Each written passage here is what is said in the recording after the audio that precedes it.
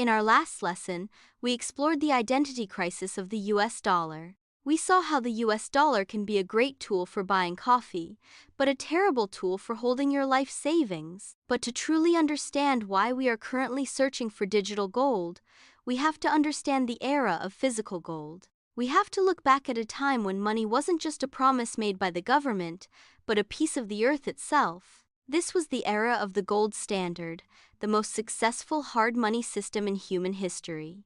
To understand the gold standard, we first have to ask why gold. For thousands of years, humans experimented with everything from seashells and salt to cattle and beads. But eventually, every civilization converged on gold. This wasn't because of a decree or a law, it was because of its properties that made it the winning candidate for money. Conversely, gold has massive physical limitations. It is heavy, making it difficult to move or carry for daily trade. It is also difficult to divide. You can't easily shave off a tiny sliver of a gold bar to pay for a loaf of bread. These physical challenges were actually the catalyst for the system we recognize today. Because gold was too heavy to carry and too difficult to divide into small amounts, society developed a compromise. We began to store the gold in high-security vaults and issued paper receipts that represented ownership of that gold. This was the birth of the classic gold standard. For every paper bill in your pocket, there was a specific amount of physical gold held in a vault. The paper provided the portability and divisibility that the gold lacked, and the gold provided the scarcity and value that paper could never have on its own. The most critical part of this system was the difficulty of production. In economics, this is called stock to flow.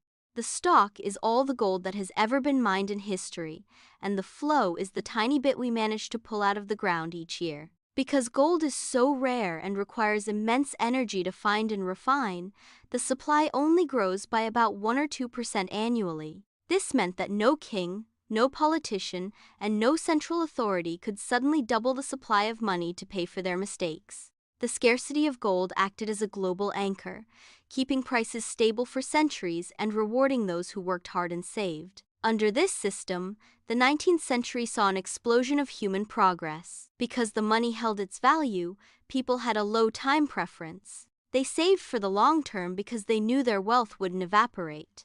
They built railroads, invented the telephone, and laid the foundations of the modern world. This was the ultimate benefit of the gold standard. It gave humanity a consistent yardstick. When you worked for a day, you earned a fixed amount of the Earth's rarest metal. That stability allowed families to plan generations into the future, creating a level of economic certainty that we can barely imagine today. However, the gold standard also introduced a significant new challenge, the requirement of trust. By moving the gold into vaults to make it portable, we created a system-based trust. You had to trust that the bank actually had the gold they claimed to have. You had to trust that the ledger was honest and that the vaults were secure.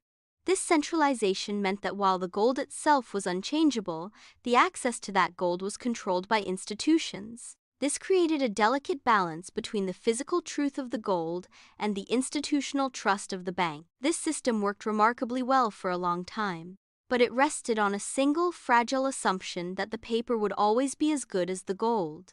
As the world became more complex, that assumption would be put to the ultimate test.